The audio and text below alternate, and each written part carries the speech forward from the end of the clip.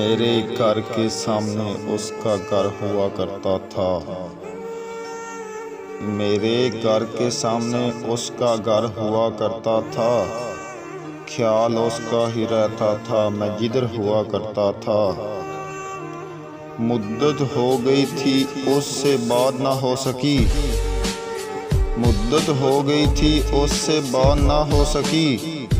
फक्त इशारों पे ही अपना काम हर हुआ करता था। मेरी सांसें भी उसके इशारों पे चला करती थी। मेरा हर काम सिर्फ उसकी नज़र हुआ करता था। जिंदगी रही तो मैं तुमसे फिर मिलूंगा ज़िक्की।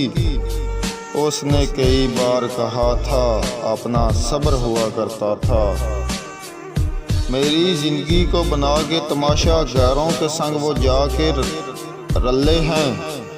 पनाह मांगती है मोहब्बत भी अब तो, तीर नफ्तों के ऐसे चले हैं। शमा भी अब तो रोने लगी है, घर आशिकों के ऐसे जले हैं।